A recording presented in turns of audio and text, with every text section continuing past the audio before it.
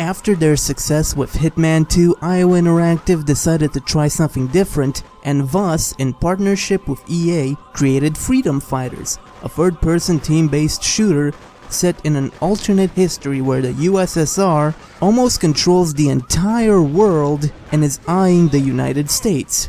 From the very beginning, you are caught up in an invasion that threatens everything that is American. But is this a fight worth fighting for? As Chris Stone, you decide to fight back against the invading Soviets as they kidnap your brother and decide to be all-around pricks to the citizens of New York. You meet up with some rebels, free their leader, and then take the fight back to the Russians. The game, unfortunately, just plops you into the action directly with little background.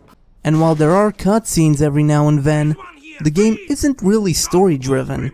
This is one of those games that would have really benefited from a bit more characterization and plot development, but there is just enough story to keep you going at least. The game is a squad-based third-person shooter. While you'll be on your own for the first few missions, not long into the game you'll gain the ability to recruit fighters to help you. You can only order them to follow, attack, or defend, but that isn't an issue in the slightest, as these are arguably the smartest allies you'll encounter in a video game. They never get stuck on walls, can follow you no matter where you go through, and take cover automatically, usually in a safe location. If they receive too much damage, a medkit will patch them up. The squad element in this game is simply completely satisfying. Your missions are connected via a hub area and you are free to choose in which order you undertake these. In each mission you will have to reach the top of a particular building and raise the American flag to complete the level. They also feature a bonus objective which, upon completion, makes following levels easier. For instance, destroying a helipad will leave the enemy without air support, and destroying a bridge will cut off reinforcements. At first, the game might seem overly difficult, but in reality, progressing is easy as long as you can figure out the order in which to complete the objectives. The winning strategy is to complete as many of the secondary objectives as you can first, then take over the primary objectives. The tutorial also mentions that stealth is a viable option, but given the limited save system and the fact that being detected by one soldier means being detected by all of them, not to mention that silent takedowns are not an option, you're simply far better off recruiting some allies and just going in guns blazing. However, in the rare moments when you return to being on your own, things just fall apart. The inaccuracy found on most weapons is just ridiculous.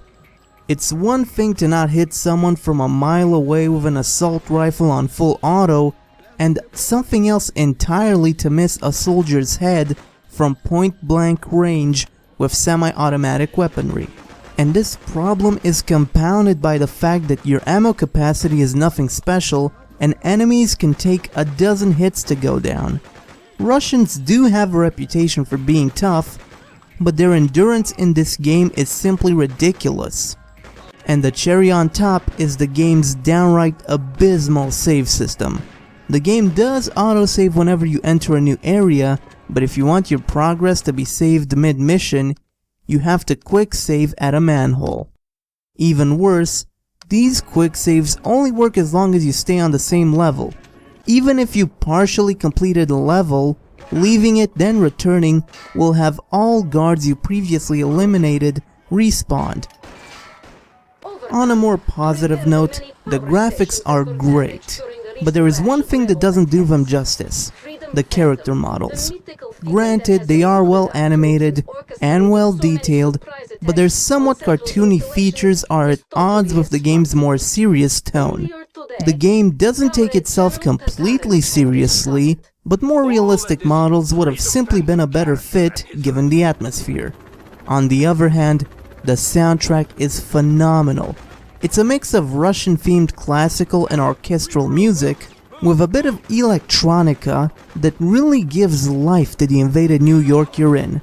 Given the slightly off way the game looks, the music makes up for it and sets the mood quite well.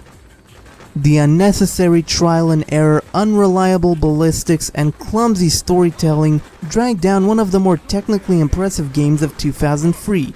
And it's a shame, as the game looks and sounds good, but more importantly, is fun to play and technically ambitious. Firefights between dozens of soldiers are rare in games, and Freedom Fighters is one of those rare titles that nails the feeling of a desperate struggle. Just be prepared to face its enemies as much as its inherent frustrations.